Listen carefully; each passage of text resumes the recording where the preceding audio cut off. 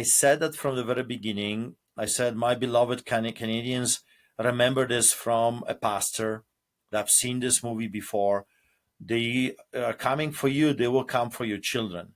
And now we are seeing it unfolding in front of our very eyes. They're coming after the children.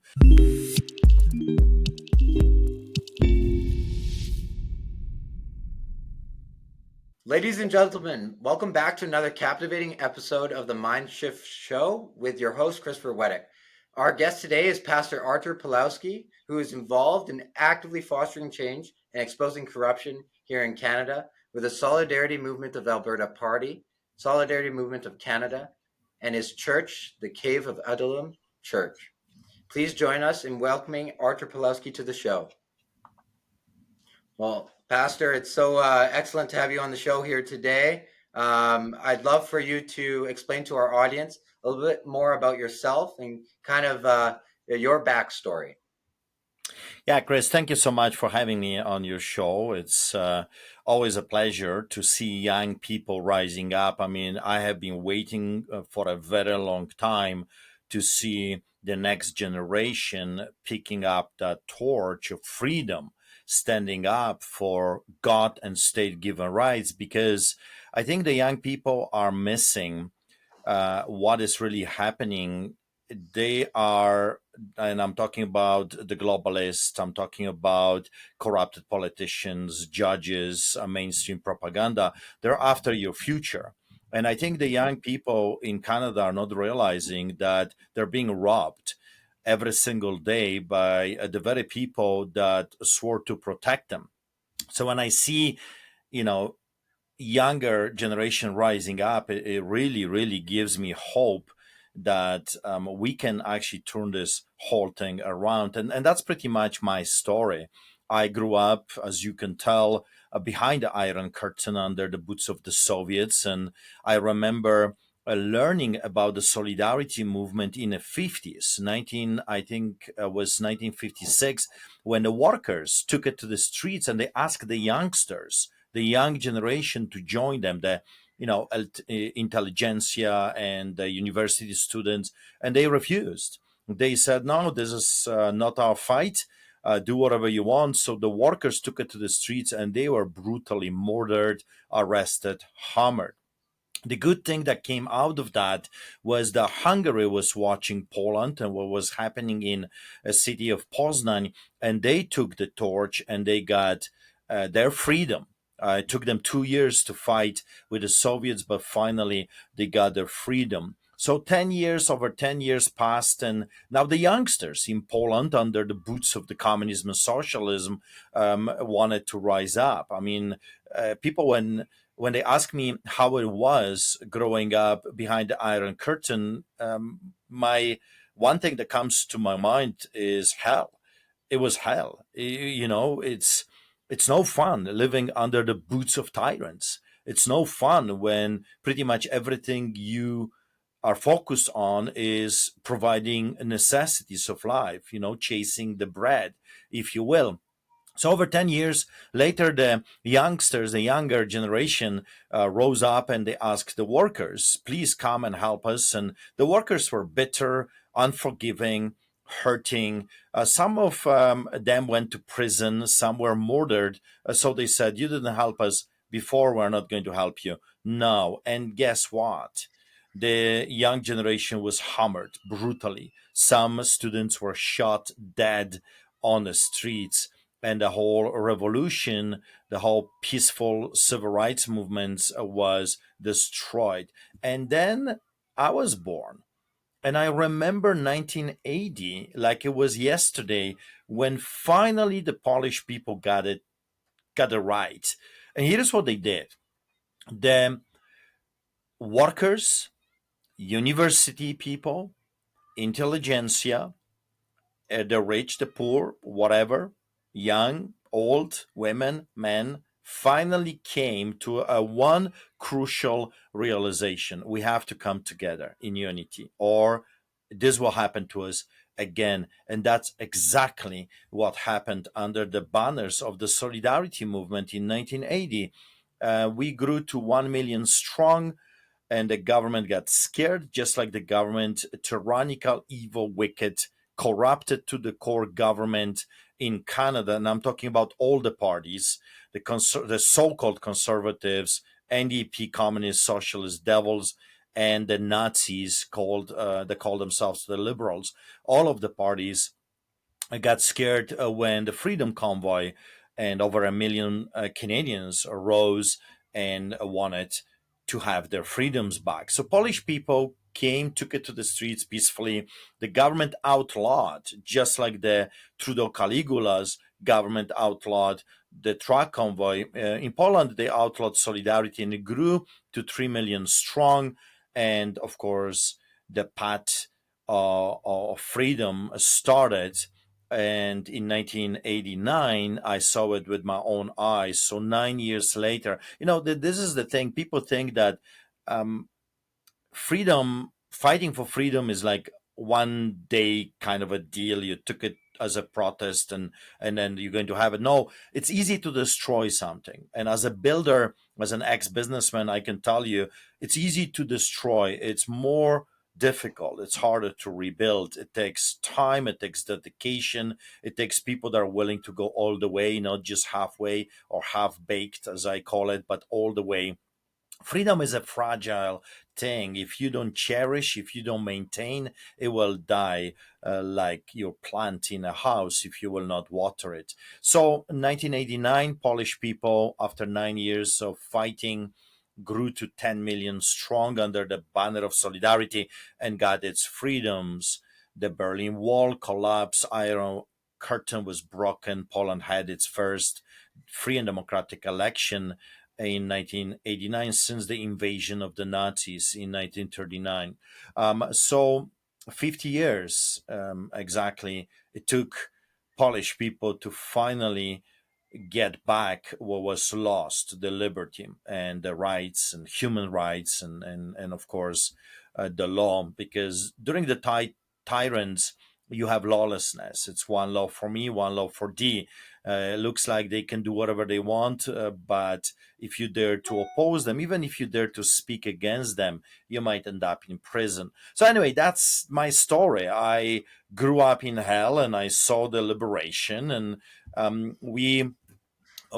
my parents were so tired of this fight and the whole craziness that they decided to go to Greece, and Canada opened its borders and invited us to come in 1995, and since then we are living in Canada, and we were promised freedom, but the only thing we received is a stick and corruption at the highest levels. What we do is we feed the poor, and instead, and you would think that the government would appreciate volunteers that are giving free goods and services to dying people on the streets, free of charge, free of taxpayers money, but actually that actually is not the case. Every time there is an initiative from the public, every time a public wants to do something good, the government tries to destroy it, because you got to understand, evil people hate what is good, and those are extremely evil people that are ruling over Canada right now. And I'm not just talking about parliament, I'm talking about legislatures, I'm talking about city halls, town halls. So we are in a big trouble, and I end up in a big trouble since 2005, when I was told by the police and the bylaw that giving free goods and services, taking care of the homeless, giving them hope, congregating, distribution of Bibles, all of that was illegal, and that triggered a 10-year war between the municipal and provincial government, and it ended with me winning after I've lost pretty much everything. Millions of dollars, houses, properties that I had, all of went under the hammer. But we won. And then, as you know, the big lie came in 2020. They targeted me again. I think they're bitter, they're unforgiving. I embarrassed them, so they wanted to get back at me. The vengeance, political vengeance, and I became the first Canadian to get a COVID ticket. And then, of course, that triggered over 40 citations, multiple arrests. My record is 340 tickets, 16 arrests, and 120 court cases. The government came swinging. I was charged criminally multiple times for inciting people to come to church, participating in illegal gatherings, and pay attention to the wording, because those are the exact wording under the totalitarian regimes during the Nazi era and during the communist era, under the boots of the Soviets. And then officiating an illegal gathering. I was criminally charged even for baptizing my daughter in a river in public park. So arrests in and out, charges, criminal charges, probation, and then the truck convoy came. And of course, at that time, I was very well known. They were calling me Canada's pastor, freedom pastor. We were leading 20,000 people on the streets of Calgary. I was preaching, speaking in different events. And when they called me and they said, would you be willing to participate and to officiate church services, they did not have to ask me twice. It was a great honor. And to this day, I consider this a great honor that I was part of the truck convoy. The crown prosecutor, this corrupted, lying, evil, manipulative crown prosecutor from the Special Prosecutors Unit, Stephen Johnston, with his agents, were doing everything in their power to say that I'm sorry, to, pressuring me when they put me in metal cages in prison, in solitary confinement, concrete cells. They were pressuring me to make a deal with them and plead guilty to one charge, and then they said, then you can go home. So um, I delivered a sermon in Milk River. I delivered a sermon in Coots on private property. Here's what I said to the people. I told them to hold the line. I told them to stay strong. I told them to stay on God and state given rights, and to do it for their children. Because in the end of the day, if we will not stand up for the next generation, we are horrible, evil people. Actually, in the Bible, it says when you do how to do good and you choose not to, it's a sin to you. So I said to the people to do it peacefully. 3 times during my sermon, I reminded people to do it peacefully, to stand up, solidarity style. I reminded them about history. And we had Lord's Supper. We were singing hymns, national anthem. We had the dinner, went home, no problems. And then a few days later, it was a great takedown of El Chapo of Calgary, Al Capone of Canada. I was arrested oh, by so many forces. Calgary police, undercover, uniformed, RCMP detectives, anti-terrorists. They blocked the entire street, interrogated me for hours, stripped naked, put in a remand center, and then metal cages, like I said, solitary confinement, and concrete cells. Kidnapped 45 days later to Edmonton by sheriffs, put in max spot for the most dangerous terrorists in the country. Believe it or not, Chris, I was the only inmate in the entire unit that can hold hundreds of people. I was the only one. I was considered the most dangerous man in the country, with a letter that they gave me that I have to this day, that I am too dangerous for staff and the facility. I could not even have a pen. I was considered too dangerous. And at that time, there was already 5 inmates that testified that the guards were giving them incentives to murder me in prison. So the judge learned about all of that, and I was transferred from a max spot to a psych ward without the evaluation of the doctors, without the knowledge of Alberta Health Services, completely illegal. And I spent a week over there. Ultimately, was released, put on house arrest, which I am under as we speak right now, which is a year and a half. And my trial happened. I was found. First of all, the Crown Prosecutor Stephen Johnston accused me of causing Canadian economy over $400 million worth of damages. He compared my peaceful sermon to the trackers, to Rwanda genocide, and to someone that is inciting murder on other people. He also took a swing at the solidarity movement in Poland, alluding there was a violent coup. And the judge agreed with him and found me guilty On all charges, I'm the first Canadian in the history of this country that has been found guilty on inciting mischief. I am the first Canadian ever to be charged with this eco-terrorism, and now I have been found guilty on interfering with the crucial infrastructure under the Defense Act, and my sentencing was supposed to be happening on August the 9th, was pushed to September 18th. So this coming Monday, I am facing 10 and a half years of imprisonment. The Crown prosecutor already sent a letter to our legal team stating that he is seeking a minimum of 1 year of imprisonment for a pastor that dared to deliver a sermon to a hurting people, standing up for illegal mandates and restrictions in Canada, out of all the places. I was also found guilty of a breach of a release order, and I don't know what is going to happen to me on Monday, but I can tell you that what I saw during the truck convoy was absolutely unbelievably beautiful. I saw people coming together, highly patriotic, loving each other, praying with each other, hugging, crying, feeding each other. It was absolutely amazing, beautiful, a beautiful human beings, a beautiful Canadians. I think for the first time, Chris, in my life, being here, I felt proud that I was a Canadian. I felt proud that I am with those people, beautiful souls, and I will never apologize for that. I'm not sorry that I was with the hurting people in the capacity of a pastor, because that's my job. That's the definition of my job, to be with people when they need their pastor, their shepherd. So anyway, there's so much more. I can talk for hours about the experience and what was happening in the just past few years, but this is in a nutshell of where we are at this moment. Wow. Thank you, Pastor, for telling us your story. That is just it's so unbelievable what had to go through and everything you've had to face during this time.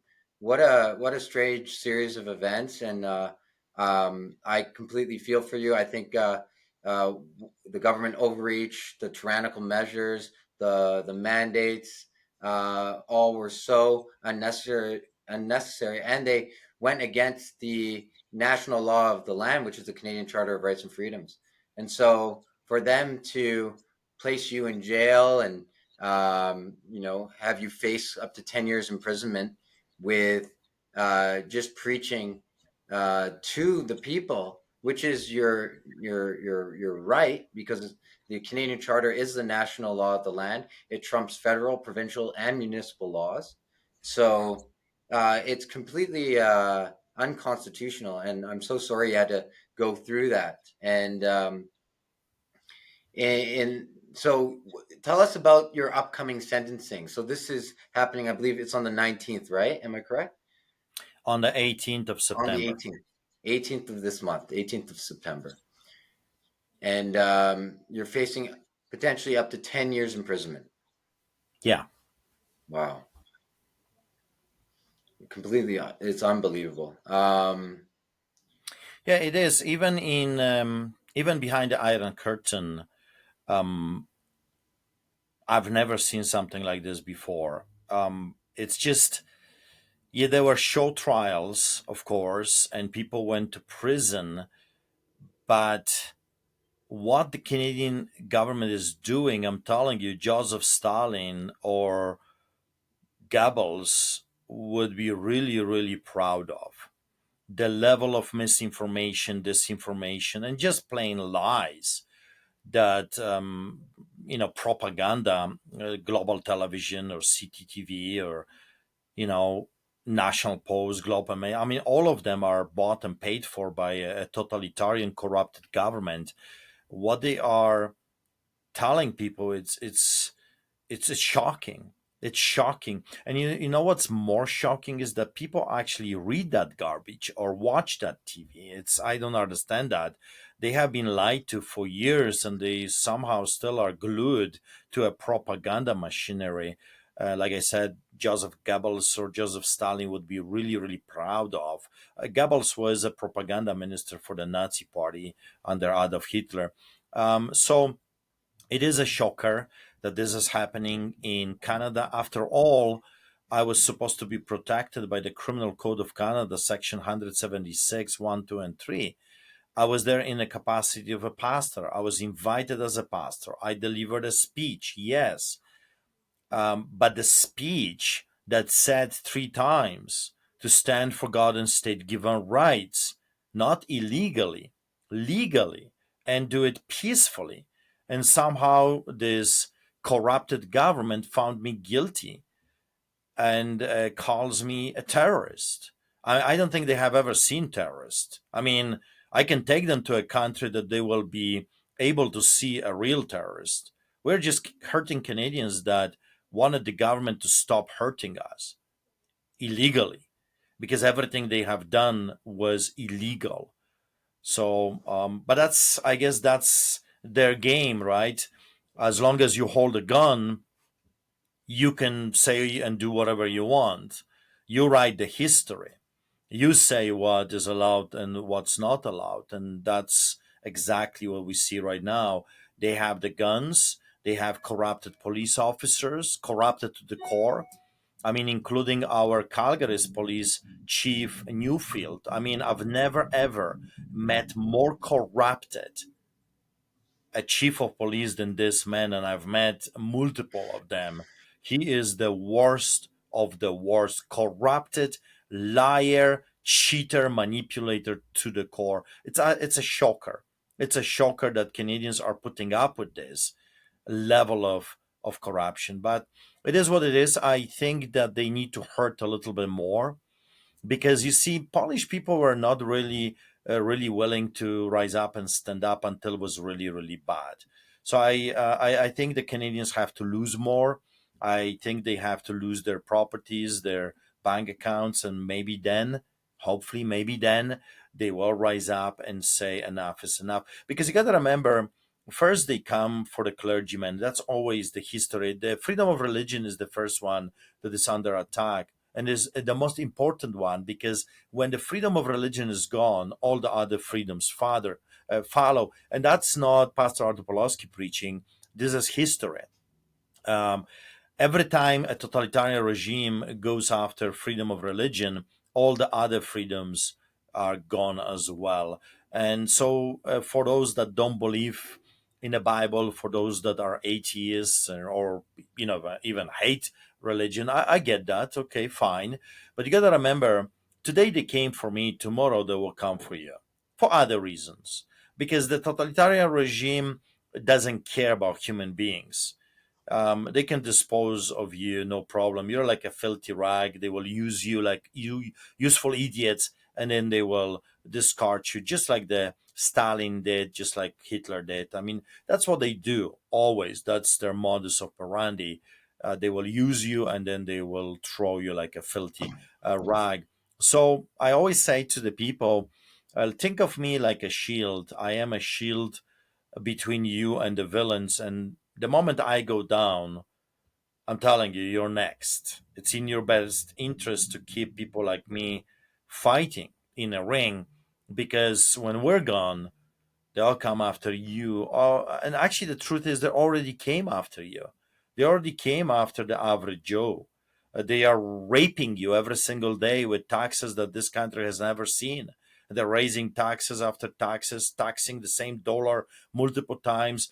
You're effectively just a slave. Canadians are slaves. I mean, there's no question about that. Canadians are just either useful idiots working for the totalitarian regime or just slaves that are chasing after the necessities of life. And this will never end unless the people will rise up and say, we don't like this. We must change this. And then you have to stop voting for the same devils. I mean, there's no difference between, yeah, they will talk differently and they will have different strategies. And they will sometimes do something good to fool you that they're good people.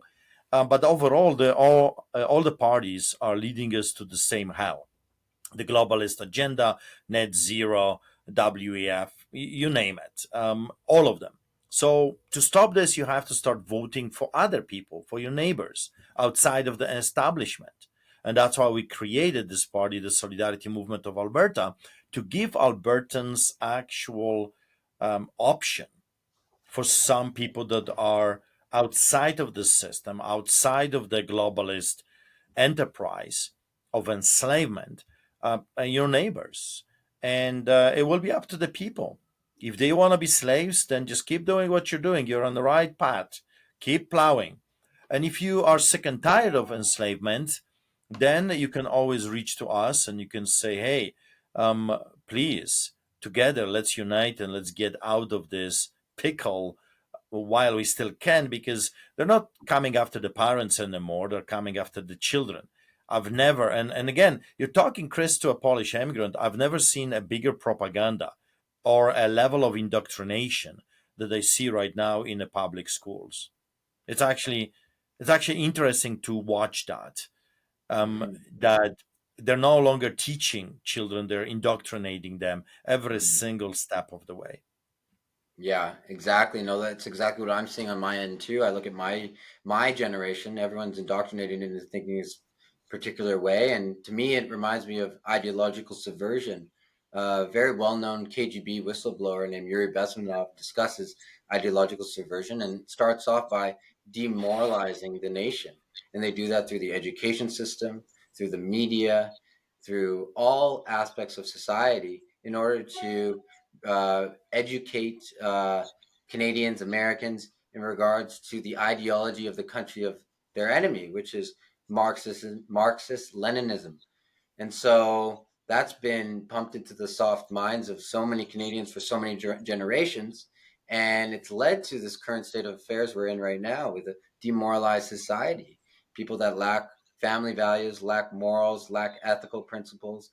We're seeing that left, right, and center. However, it's under all these guises. And so no one really catches on because it's under these guises of good, these guises of safety, these guises of being of equity, of being inclusive. And it's all manipulative. It's all in order to manipulate society. And so we're seeing that. And through Marxist Leninism, they have to take the church out of the state. And so that's what we're seeing right now with what you're going through. They're going after the pastors. And there's that famous quote, and I'd love for you to say it on the show, the one by Martin Niemöller, where they went after the unionists, they went after the socialists, and what can you remind me of that quote? First, they went after Pastor Artur Pawlowski, and then Well, let me just get it to you and I'll read it. Um, we Early on we were warning people, of course, being a Polish immigrant, this to me was a given. When you grow up in hell, you can very quickly realize that the hell is approaching.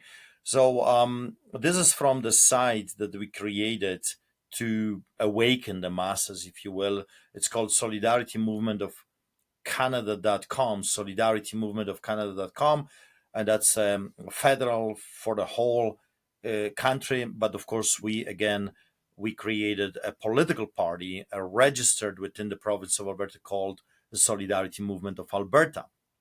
So here is the quote that we changed it a little bit to fit what we have been observing early on.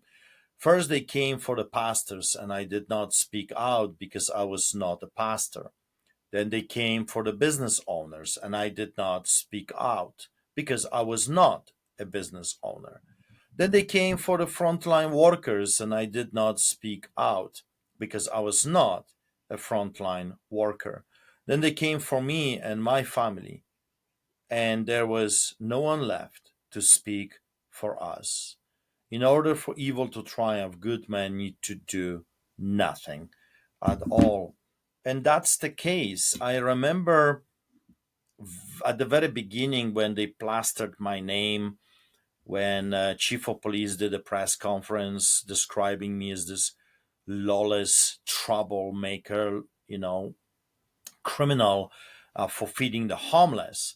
I remember I was telling people, you can yell and scream at me, but they will come for you as well. And I remember when they were implementing the mandates, and the doctors and the nurses and the firefighters and the police were more than happy to oblige. I told them, they will come after you, you're useful idiots. Every single totalitarian regime does the same modus operandi. It's like flipping the pages from a book, How to Become a Tyrant. And for whatever reason, you're not seeing it. And they laughed at me and they called me names. And then the mandates came on them. And they had to get a deadly shot multiple times. So badly, autonomy was thrown out the window. And I remember when the left was marching for decades on the streets of our cities, yelling and screaming, "My body, my choice. My body, my choice. My body, my choice." I remember that. They were attacking me all the time about this. And then I turned to them and I said, "What happened with my body, my choice?" They're injecting you with something that has not been tested, and you're more than happy to put that into your body. You're dumber than I thought. And of course, I was widely criticized for calling them gangsters in uniform, because they're no police officers. Don't kid yourself, they're gangsters. They're muscle for the biggest mafia that there is, the government.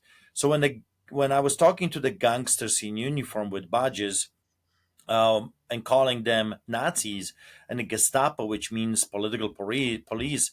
Well, people criticize me for the use of my language. But what are you to call a person that wants to inject you with something that is murdering people, and they're doing it in the name of the law, if not Gestapo, if not Nazis or KGB communists? So um, here is 3 years later, and I'm telling you what I hear now and see in front of my eyes. Some of those people are dead. Those that I warned, those that I told them don't do it. Now they're no more.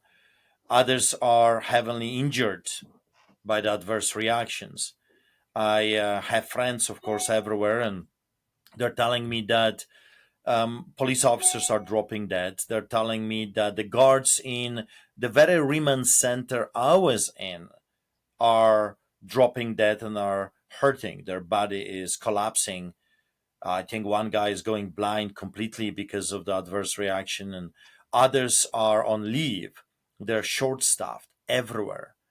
And this is just the beginning, Chris. This is not the end, because when I was traveling around the United States, I traveled with the most brilliant minds on earth: pathologists, scientists, biologists, virologists, doctors, are real doctors, not this bloody murder Fauci or Dina Hinsha, or this man that was born in Hong Kong and calls himself Tom, Teresa Tom right now. Those are not real doctors. They're murderers.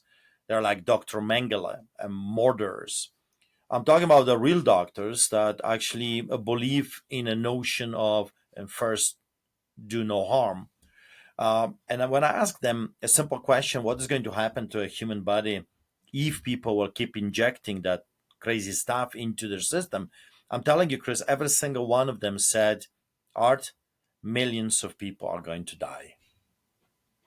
And hundreds of millions of people are going to be injured.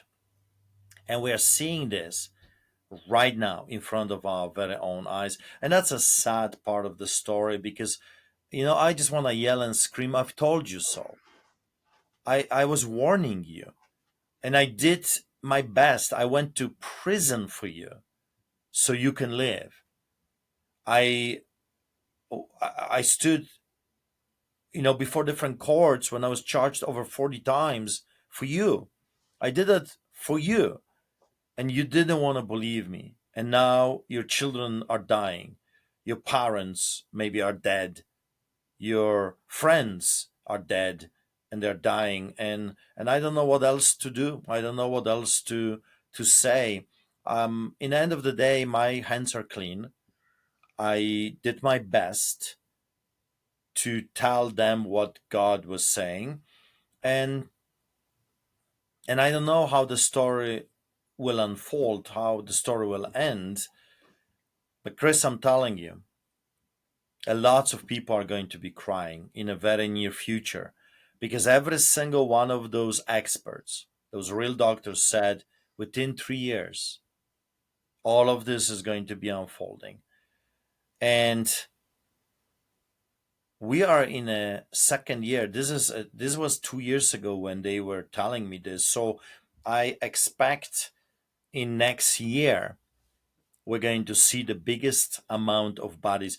A friend of mine, sent me a statistics from Lethbridge. Out of all the places, he sent it to me from Lethbridge, and that's where my court is. That's where the crooked crown prosecutors have been attacking my freedom of expression, freedom of religion, for my sermon to Canadians that is supposed to be protected by the criminal code, the section 176, and the Charter of Rights and Freedoms, fundamentally guaranteed charter, freedoms, with a preamble that starts, whereas Canada acknowledges the supremacy of God and the rule of law.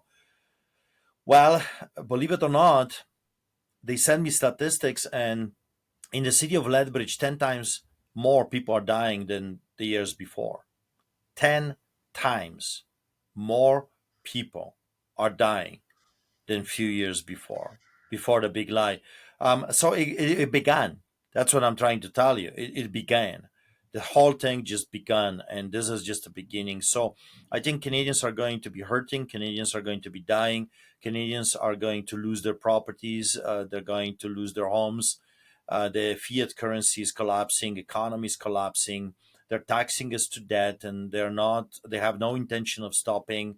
The banks are in a big trouble, and we'll see. We'll see what is going. We'll see how Canada is going to look like next year. But in the end of the day, remember, those are watching this, that you still have an option. You can still vote for people just like you, not professional politicians, but just neighbors that want your best interest, that have best interest in mind for you and your children. And in the end, it will be your choice. If you want the tyrants, because the tyrants talk good, keep voting for them. I mean, you're doing a pretty good job already, and enjoy the ride. But please shut your mouth and stop complaining, because you have elected those devils, those monsters, those beasts, those murderers. You elected them. So enjoy the ride. Every time you elect people like Adolf Hitler. And again, you got to remember, Germans elected Adolf Hitler to be their chancellor in 1933, and it was a democratic election. And then they paid dearly for that choice. Canadians are paying dearly for the choices that they have made. So enjoy it, or change the revolving door.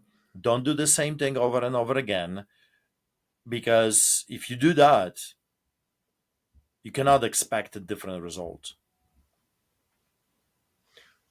I completely agree. We're starting to see that now. Look at Trudeau and all his policies.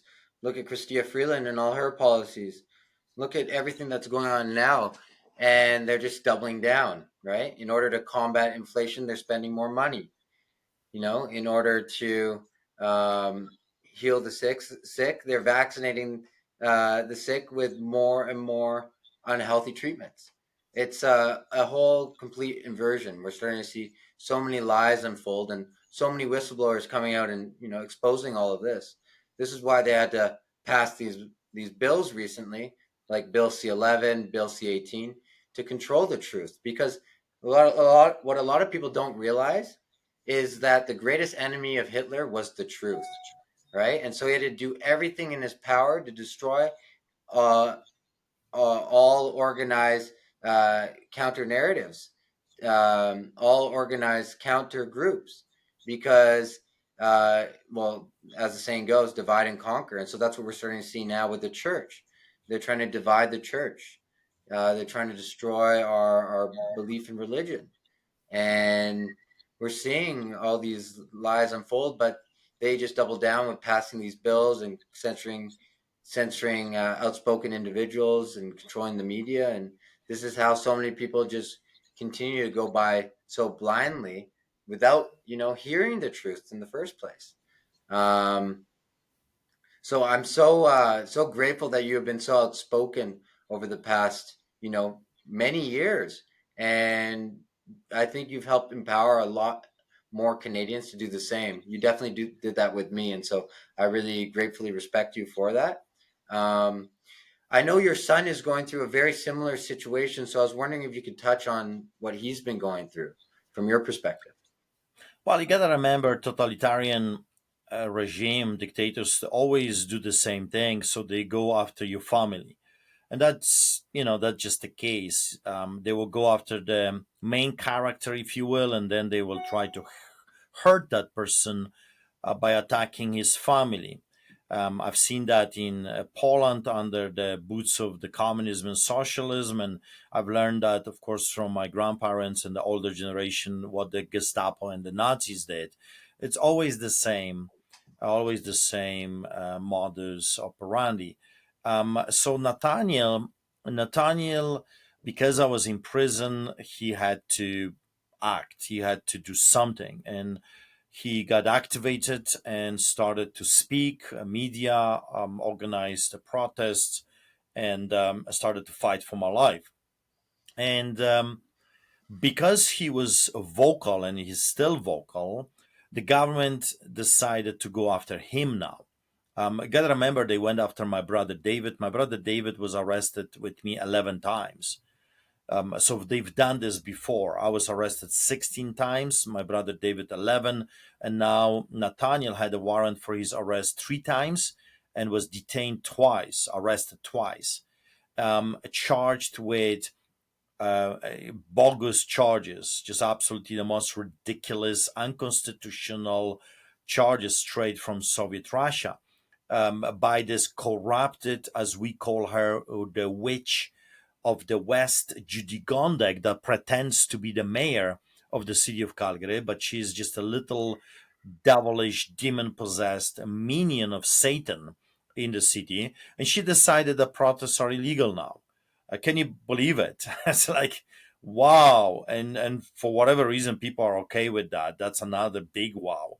So she decided to use the police as her private army with that, again, highly corrupted, lying, manipulative, evil, wicked man, Newfield. Newfield is the chief of police that is no longer working for the people. He's just a personal mafia muscle for the corrupted mayor of Calgary, Judy Gondek.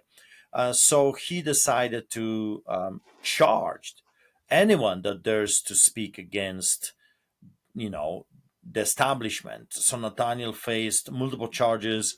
There are warrants for his arrests, and every time he goes somewhere and exposes the tyrannical government here, he comes back and there is a warrant for his arrest. He's briefly detained and then let go, pending the courts. We had to hire uh, a legal team for Nathaniel alone.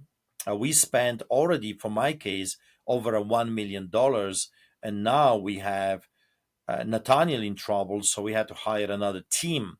And if anyone that is listening to this, and if there's anyone that would like to help, I mean, without the crowdfunding, without you, people that are willing to help, there is nothing we can do. The system is so rigged against the poor that if you don't have millions of dollars fighting, there's no justice.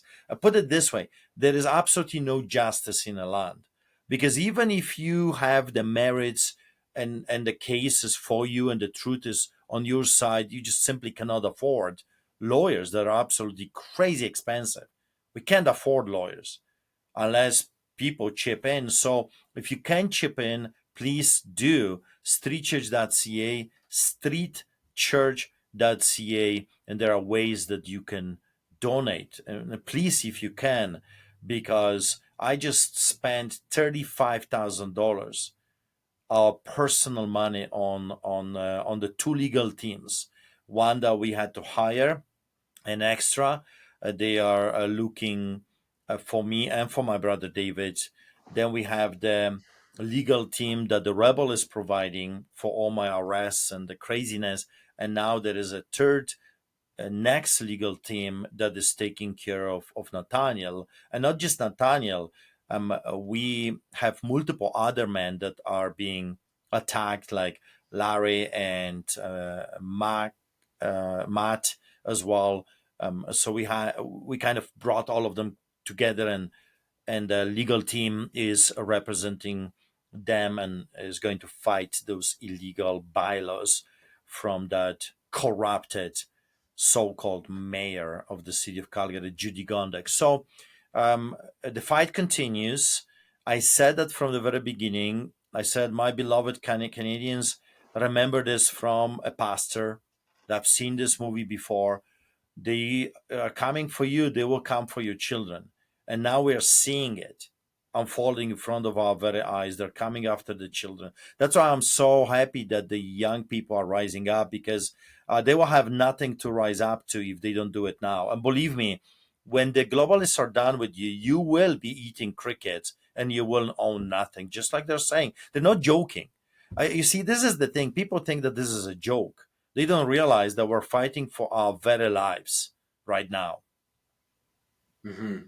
I completely agree with Agenda 2030 and the World Economic Forum's agenda, alongside the WHO, the United Nations, Club of Rome, Bilderberg Group. There's all these agendas at play to shift in the New World Order. And so it's such a interesting time to see it all unfold. And what it is basically create immense amount of chaos and then provide the order. And the order is their New World Order. And so it's such a shame that so many people are just unaware of this or been programmed or brainwashed into towing the line when they realize that they are actually in encouraging their own enslavement and promoting it. And so it's super sad to see. However, there are a lot, a lot of Canadians starting to stand up now, starting to get more and more awake, and it's up to them to get more and more engaged. We need support. So for Artur, go to streetchurch.ca. That's streetchurch.ca if you'd like to help donate and support his legal efforts. Because it's expensive. It's expensive for us to stand up and challenge these people because the system is rigged against us.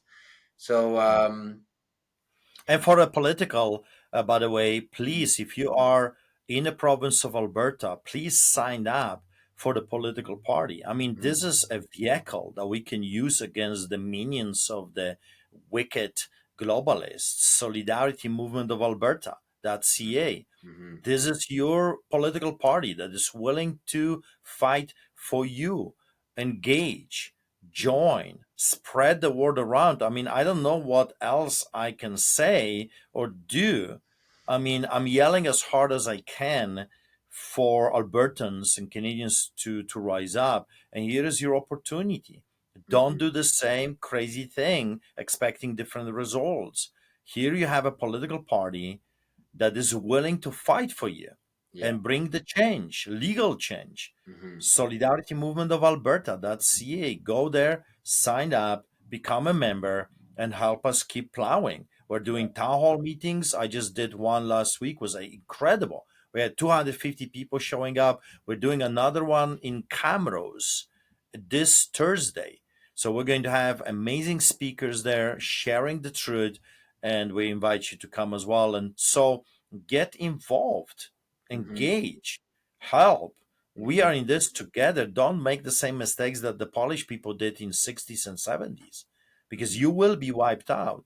We must do it the solidarity style, uniting together, all of us. We are all in this together, in mhm, solidarity with each other. So engage, come, do. Don't just say, well, awesome, and just yeah. move on to your hockey game, because one day you will not have enough money to go to a hockey game. And I don't know why Canadians are not realizing really what is happening to them. So, Because it's the slow boil method, and I think a lot of people are complacent. They're too,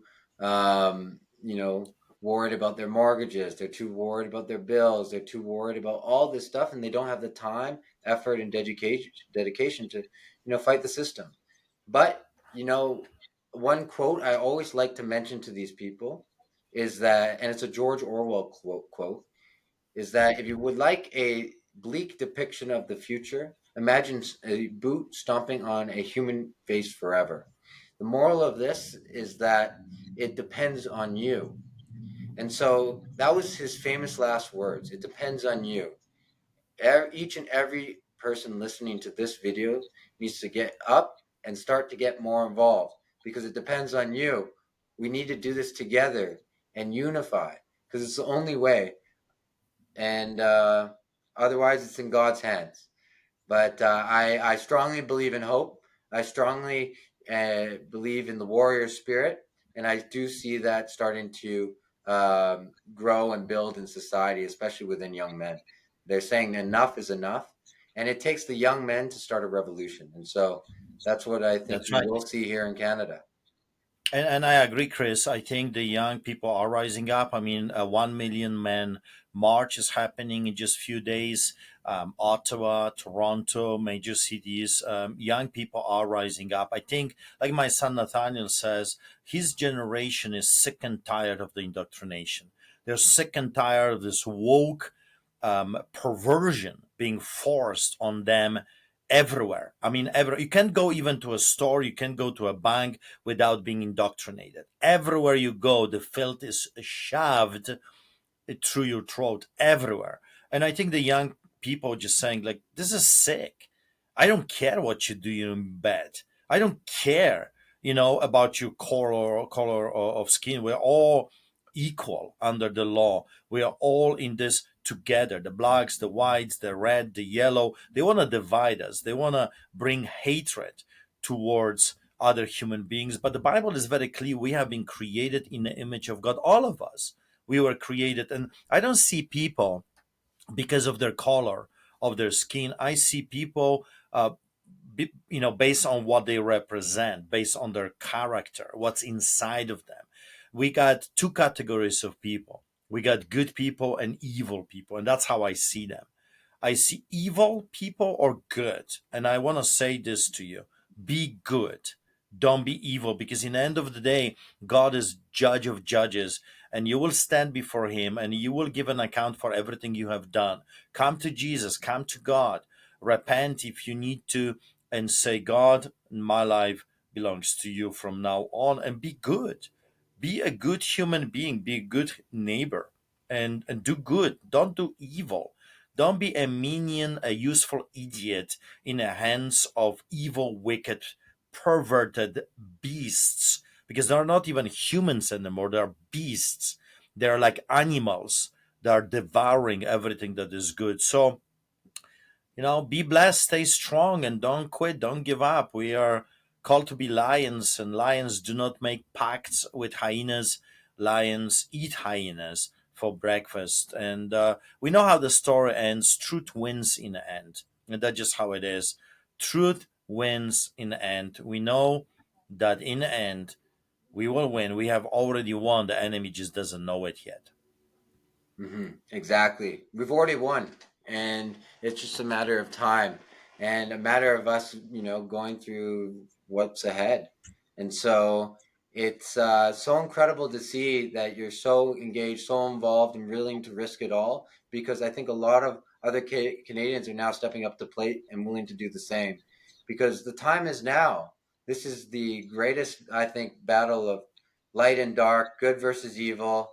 It's biblical, spiritual, and so much more. And so it's so important for us to unify, stand together, and align behind common vision for and especially being there for the people. Right? So many people are struggling. So being there for one another.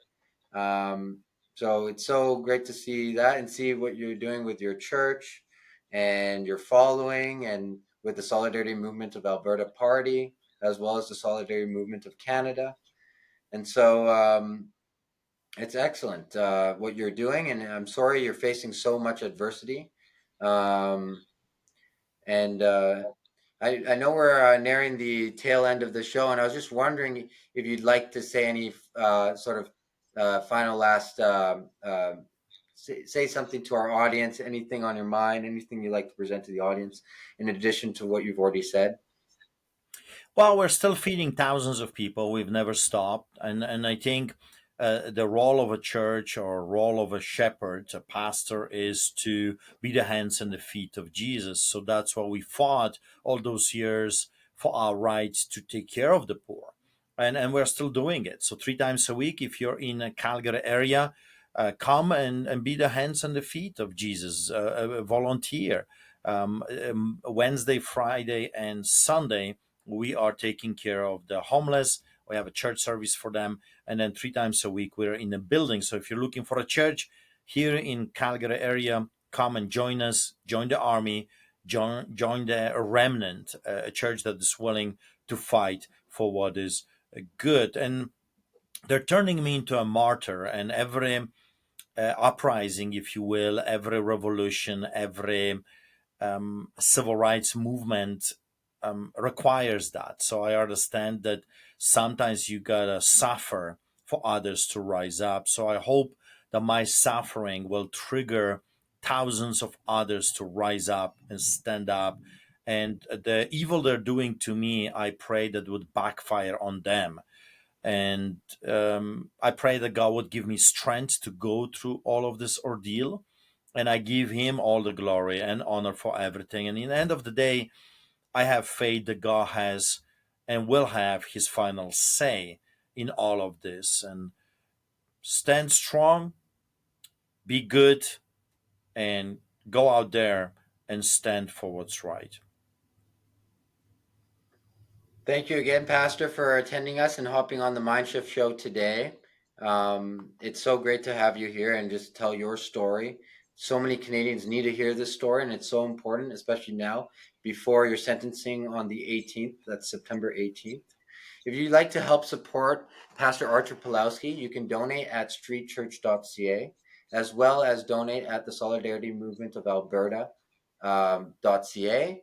And yes, get involved, get engaged, and we can do this together if we unite. So thanks again, Artur, for joining us on the MindShift show. Thank you. God bless you, Chris. Thank you.